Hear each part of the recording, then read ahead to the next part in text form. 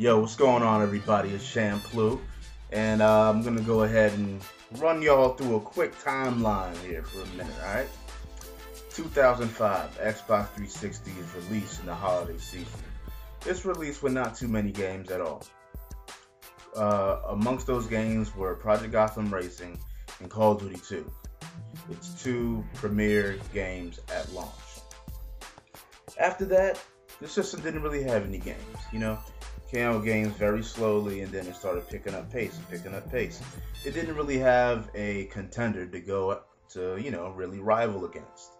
So, as a whole year goes by, it eventually starts picking up games to the point that it has a lot of games because it was the only system to really develop for at the time.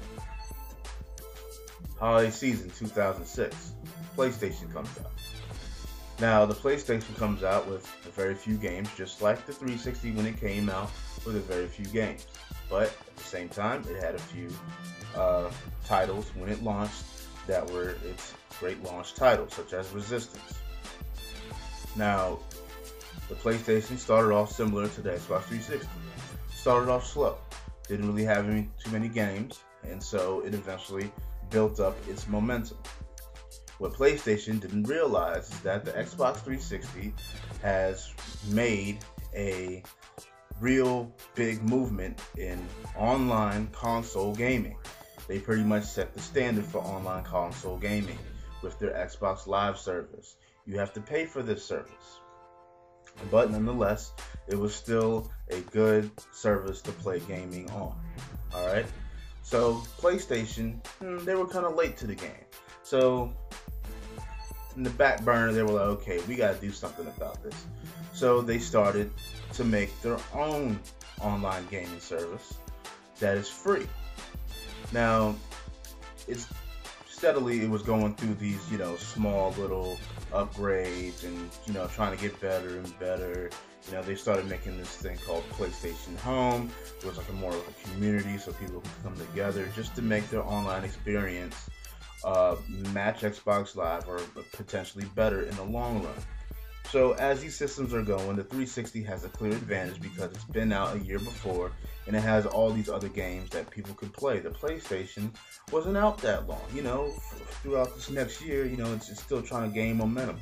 It's trying to feel out what exactly this system's going to go. It's trying to, get out to the developers that they can make these online games for it, and this is how their online system is going to work.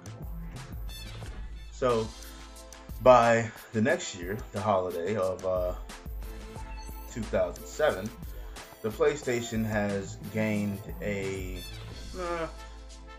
decent ground. It has come out with several games that has kind of got it on a little momentum push, but not really where it's supposed to be, with games such as Uncharted and Heavenly Sword.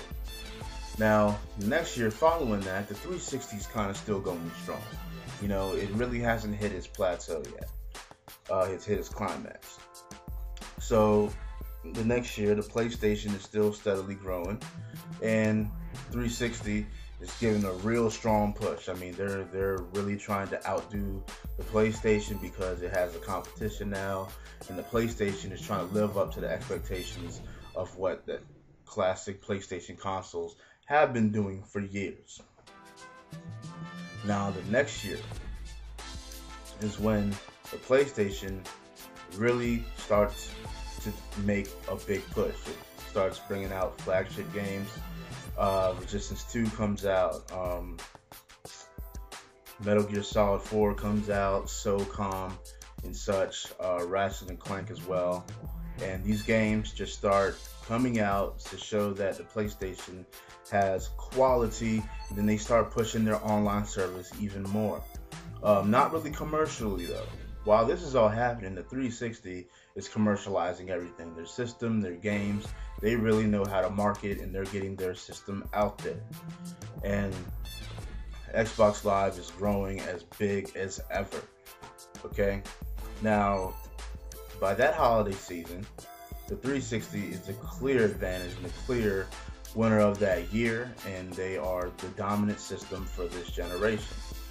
Now, the next following year is when the PlayStation And Sony really said, you know what, enough is enough. The PlayStation needs to really come out and shine.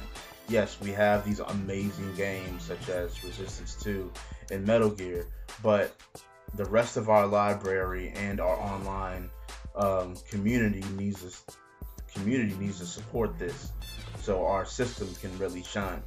Now, at this point, the 360 has came out with Mass Effect, Halo 3, Gears of War 2, to the point that it has really hit its high mark. It's hit it. It's shown you what the system can do. It's shown everybody what the system can do, and it's really just at that point, it's seen widely as a great console to have. But at the same time, there's been drawbacks to the 360.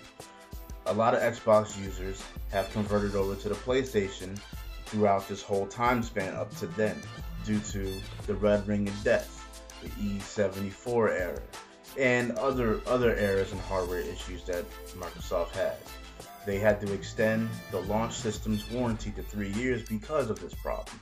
They haven't been effectively able to fix the Red Ring of Death yet. And that's the big problem. And that's what's really kicking Microsoft. That's what's really giving them the problem right now, is the Red Ring of Death, all the way up until this point.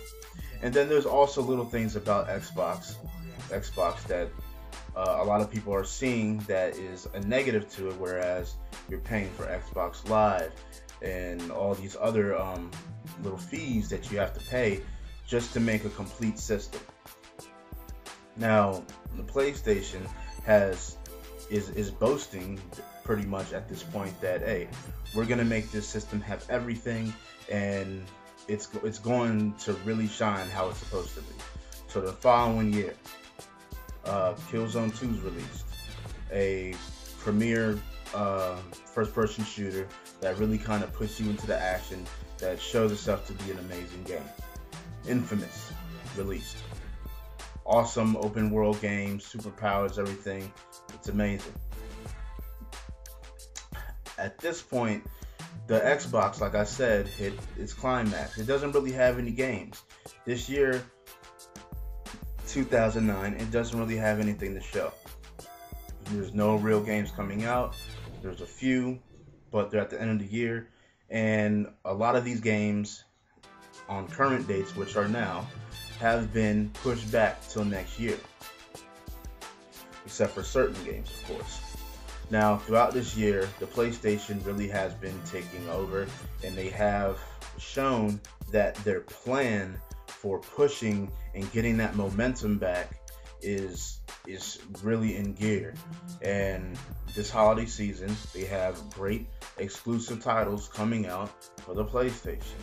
Now, the Xbox 360, like I said before, really doesn't have anything coming out.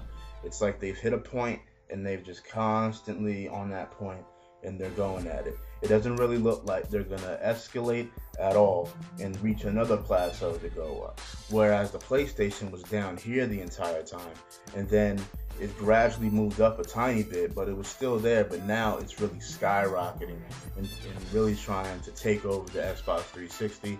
And to a lot of people, it really has already, and it's more enjoyable with all the included things that you get in it.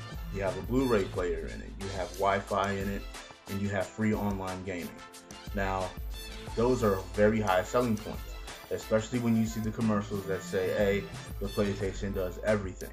Whereas the Xbox 360, if you buy the system, you have to buy the cables. Just like the PlayStation, you have to buy the cables. You have to buy a Wi-Fi adapter if your home entertainment system and everything where you're going to put your Xbox isn't close to your router or not. You could buy a long Ethernet cable, but I mean, a lot of people don't want to have a long Ethernet cable going through their house or going through the hassle of that. So they want to buy a Wi-Fi adapter. That's another $100. And you have to play on Xbox Live if you want online gaming. So that's another $50 a year if you want to play on Xbox Live with your friends.